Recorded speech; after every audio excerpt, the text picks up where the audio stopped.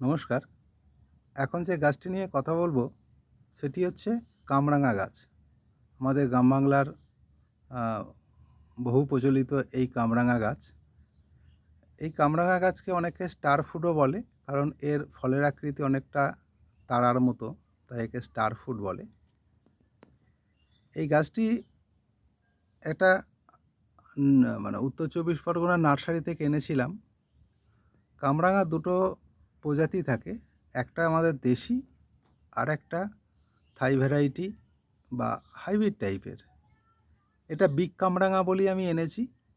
এর সাইজ 150, 200, 300 পর্যন্ত হতে পারে। তবে গাছটি খুবই ছোট, যেই কারণে ফুল এসছে অজস্র,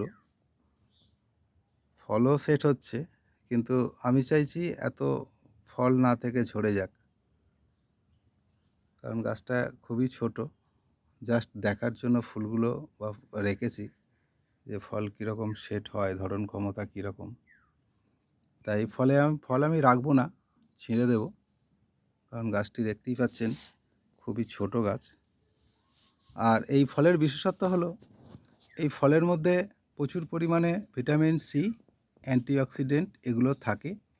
আর গরমের সময় শরীরকে ঠান্ডা রাখার জন্য এই ফলের জুড়ি মেলা ভার। আর বিশেষ করে যাদের কিডনির সমস্যা আছে তাদের এই ফলটা খাওয়া থেকে বিরত থাকাই ভালো। আর এই ফলটা যেহেতু টক মিষ্টি স্বাদের, তাই স্যালাড হিসাবেও অনেক ক্ষেত্রে ব্যবহার করা হয়। আর এই গাছটার পরিচর্যার কথা যদি বলি, এটি একটি একটু জল বেশি বা স্যাঁতস্যাঁতে এই ধরনের মাটি পছন্দ করে।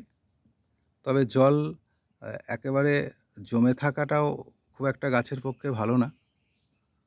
আর এখানে মাটির ক্ষেত্রে যদি বলি, আমরা মাটিটাকে একটু ভালোভাবে তৈরি করে নিলে এই গাছটি খুব সহজেই আমাদের ছাদ বাগানে করা যায়। দেখেছেন কী হারে এর ফল ধরেছে? প্রচুর, যদি ফল হয় প্রচুর ফল হবে।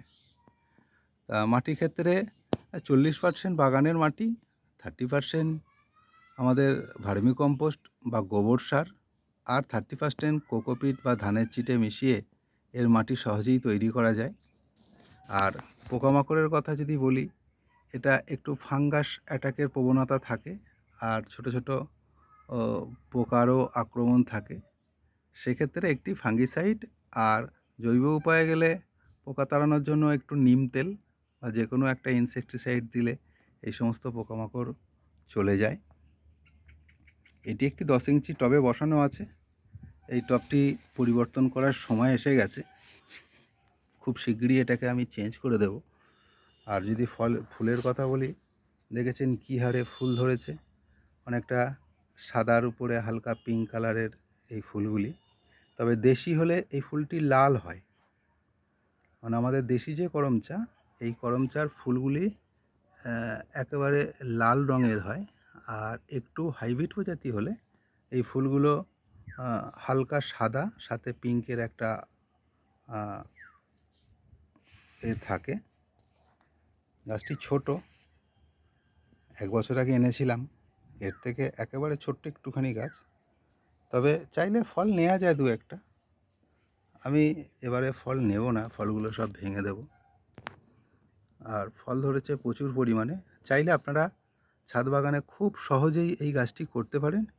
আর মাটিতে বসালে খুব দ্রুততার সাথে এই গাছটি বাড়ে।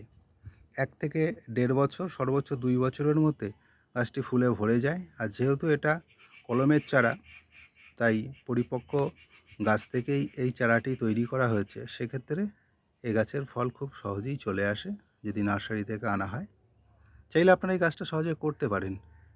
তাই সকলকে ধন্যবাদ জানিয়ে ভিডিও শেষ করছি। নমস্কার।